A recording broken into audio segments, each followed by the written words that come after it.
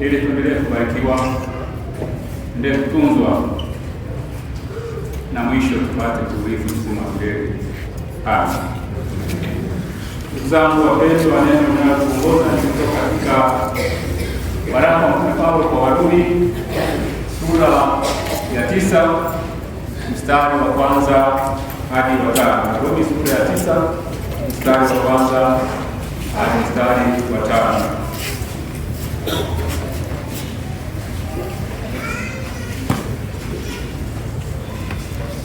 Nasema kweli katika Kristo, nisemi uongo. Dhahiri yangu nikishuhudia katika Roho Mtakatifu ya kwamba nina huzuni nyingi na maumivu yasiyokoma moyoni mwangu. Kwa maana nimeweza kuomba mimi mwenyewe niharamishwe na kutengwa na Kristo kwa ajili ya ndugu zangu, jamaa zangu kwa jinsi ya mwili, ambao ni Waisraeli wenye kule kufanya wana na ule utukufu na maagano na kupewa torati na ibada ya Mungu na ahadi zake, ambao mababu wao na katika hao walitoka Kristo kwa jinsi ya mwili, ndiye aliye juu ya mambo yote, Mungu mwenye kuhimidiwa milele. Amen.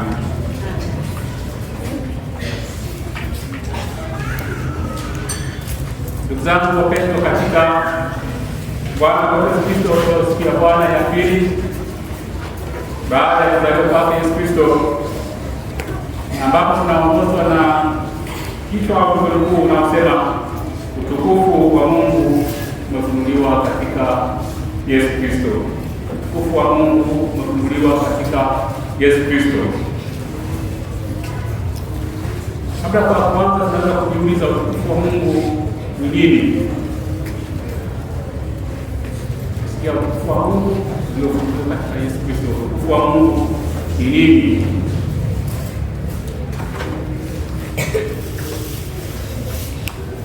Kwa maneno machache, utukufu wa Mungu ni uzuri wa roho yake, uzuri ambao unatokana na tabia yake, na wema wake ambao uko wakati wote kwetu sisi, tunaendelea kudhihirika. Tabia ya upendo wake kwetu sisi watu wake, huruma yake kwetu sisi watu wake, lakini pia uaminifu wake kwetu sisi watu wake katika ahadi zake alizoweka kwetu kumbe wake, bali Mungu wetu atakuwa mwaminifu kwa ajili, na hiyo inampa sifa hizo. Kwa utukufu wake pia ni uzuri unaopatikana katika fahari yake na ukuu wake, maana yeye yuko ambaye alikuwepo, yupo na telefoni kuwepo. Yeye halinganishwi na kitu chochote kile, ana mwanzo ana mwisho, na ukuu wake unapita vitu vyote. Na uzuri wake ameeleza pale kwa maneno ya mwanzo ni kama hayo ambayo nimeweza kuyaeleza. Utukufu wa Mungu ambao unadhihirishwa katika sifa zake zote pamoja haubadiliki kamwe. Kwa habari ya wema, Mungu ni mwema kila wakati kwetu na kwa kila mtu bila mipaka. Upendo wake haupunguki wote, na ndio maana tunazungumzia habari ya karibuni Christmas. Sasa siku ya pili ya Christmas, hiyo ni habari ya upendo wako usiopungua. Kumbuka historia tangu Adamu na kuendelea, lakini bado upendo wako unaendelea kuonekana kwa watu mpaka siku ya Bwana. Kwa hiyo ni utukufu wa Mungu unadhihirika katika sifa zake zote pamoja, ambao haubadiliki kama na ni wa milele. Musa wakati ameitwa kwenda kama Sinai ili apate kubeba amri za Mungu, maongozi ya Mungu yatakayoongoza wana wa Israeli watu wake, akiwa katika mlima wa Sinai aliomba Mungu akisema, sasa nionyeshe utukufu wako. Nasoma katika kitabu cha Kutoka sura ya 30 mstari wa 18. Sasa nionyeshe utukufu wako. Katika majibu yake Mungu alilinganisha utukufu wake, wema wake na wema wa Musa na wema wangu na mimi, wema wa watu wake, viumbe wake wote, binadamu walioomba. Na ndio akamjibu Musa akisema, huwezi kuona uso wangu kwa kuwa hakuna mtu anayeweza kuniona na kuishi. Kwa hiyo Mungu alimficha Musa katika mwamba ili kumlinda kutokana na udhalifu wa Mungu wakati alipokuwa anapita. Singekuwa rahisi kuweza kuona uso wa Mungu kwa sababu ya utukufu wake, lakini pia na haki ya binadamu mstahili au kustahili kusimama mbele yake na kuona uso wake. Hakuna mwanadamu anayeweza kuona utukufu wa Mungu bila kuzidiwa kabisa na nguvu iliyomo katika utukufu wa Mungu, isipokuwa kwa neema yake iliyo katika nani? Katika Yesu Kristo iliyofunuliwa kwetu. Utukufu wa Mungu unakipa kiburi cha mwanadamu aibu, yaani kwa sababu ya utukufu wa Mungu mwanadamu akisimama mbele ya Mungu basi afai, si kitu mbele za Mungu na wala astahili kusimama mbele za Mungu kulingana na kuwa na utukufu wake. Ni kiumbe asiyestahili mbele za Mungu hata kusimama mbele zake, hata kumkalia uso wa Mungu, kama sio kwa neema yake, kama sio tu kwa sifa yake na kutakatifu. Mara nyingi katika Agano la Kale udhihirisho wa utukufu wa Mungu uliambatana na moto, uliambatana na mawingu mazito, uliambatana na kutetemeka kwa dunia. Tunaona mambo haya wakati Mungu alipompa Musa sheria pale katika mlima wa Sinai. Mlima wa Sinai ulikuwa umefunikwa na moshi kwa sababu Bwana alishuka juu yake kwa moto. Moshi ulitanda kama moshi unatoka kwenye tanuru, na mlima mzima ulitetemeka kwa nguvu. Katika Agano Jipya zangu, utukufu wa Mungu umefunuliwa katika mwana wake Yesu Kristo. Huyo neno aliyekaa, neno ambaye alikuwa mwili na kufanya makazi yake kati yetu. Tumeona utukufu wake, utukufu wa mtoto pekee na pekee ambaye alitoka kwa Baba, umejaa neema na kweli, kama tunavyosoma katika Yohana sura ya 1 mstari wa 18. Huyo Yesu Kristo alikuja kama taa ya kufunuliwa kwa mataifa na utukufu wa Mungu kwa watu wake. Nuru yake ikang'aa gizani, ikang'aa duniani katikati ya giza, ili sisi mimi na wewe tuweze kuona nuru, tuweze kutembea katika maisha,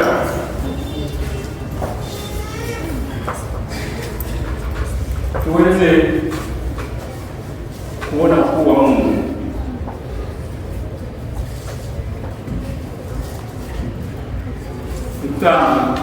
Muujiza ambayo Yesu alifanya katika misioni yake, kuna muujiza mbalimbali. Muujiza ambayo alifanya ilikuwa ni ishara ambayo kwazo ulifunuliwa utukufu wa Mungu. Pia muujiza mbalimbali ambayo alifanya, muujiza mbalimbali kama neno mbalimbali, njia ya utukufu wa Mungu uliweza kudhihirika na ukuu wa Mungu. Mungu ashughulika na shida na changamoto mbalimbali za watu wake, akishughulika na magonjwa ya watu, akisaidia watu katika changamoto za kimwili na kiroho, akijishughulisha na maisha yetu. Katika Kristo Yesu utukufu wa Mungu ulifunuliwa, lakini kwa namna ya pekee katika Kristo tunaona utukufu wa Mungu unapata kufunuliwa, ambapo mimi na wewe tunapata kupewa sasa Mungu kutukaribia sisi na sisi kumkaribia Mungu, jambo ambalo halikuwa rahisi. Kwa hiyo Yesu Kristo ambaye alizaliwa huko Bethlehemu, nuru yake ikashuka katika maisha yetu. Tunapata kwake tena kuitwa wateule wa Mungu, tunapata kwake tena kustahilishwa kuwa wana wa Mungu, tunapata kwake kumkaribia Mungu, tunapata kwake kushirikishwa utukufu wa Mungu, kutoa wateule wa Mungu.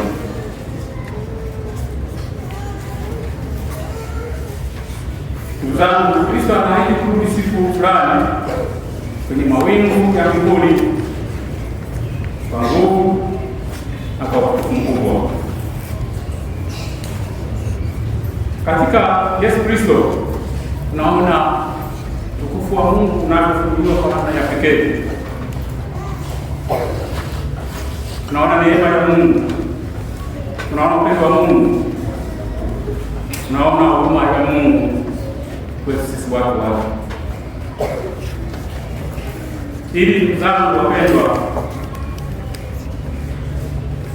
nitupe kumkaribia yeye wakati wote na kumtumikia kwa furaha. Katika somo letu ambalo tumelisoma, Mtume Paulo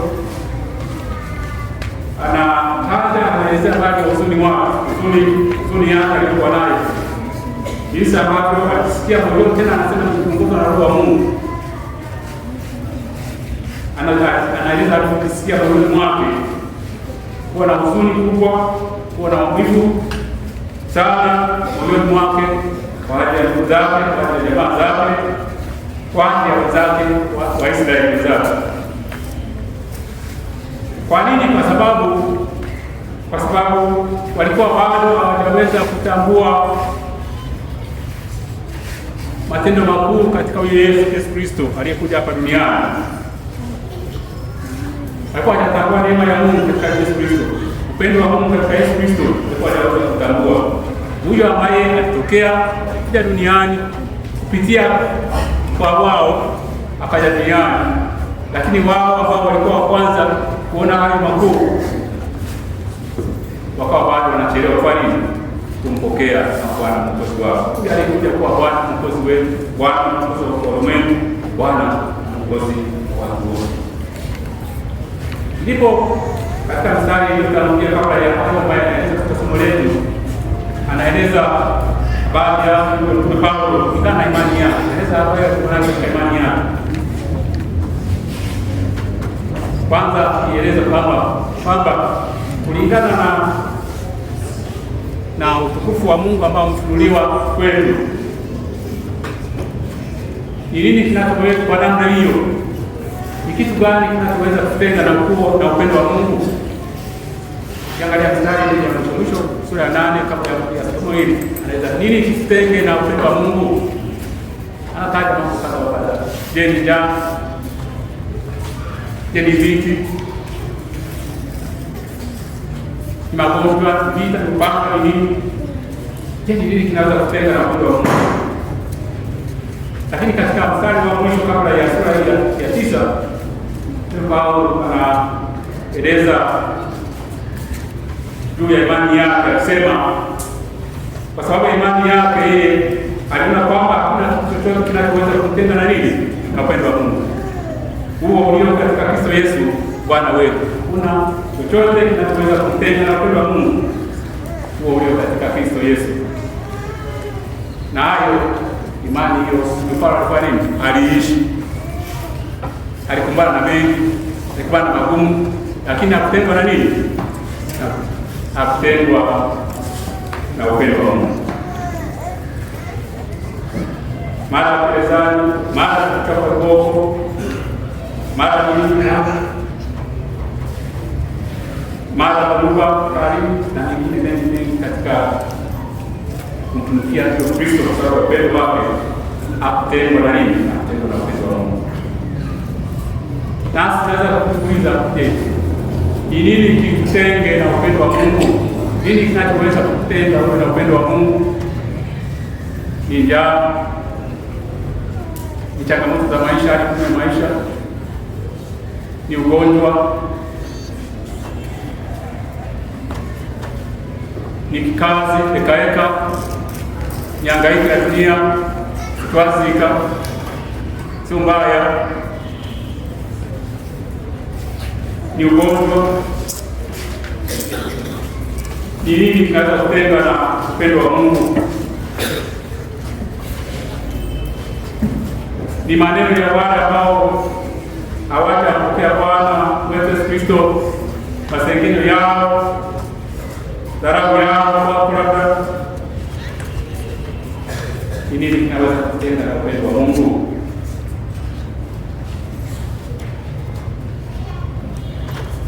Niombe tuimbe wimbo wa 49 ambao ni wimbo mkuu wa leo, daima mafungu matatu ya kwanza. Wimbo wa 49 fungu la kwanza, la pili na la tatu. Niombe tunapoimba tafakari maneno yake. Wimbo namba 49, tafakari juu ya upendo wa Mungu katika Yesu Kristo ambao kufunuliwa kwake huyo.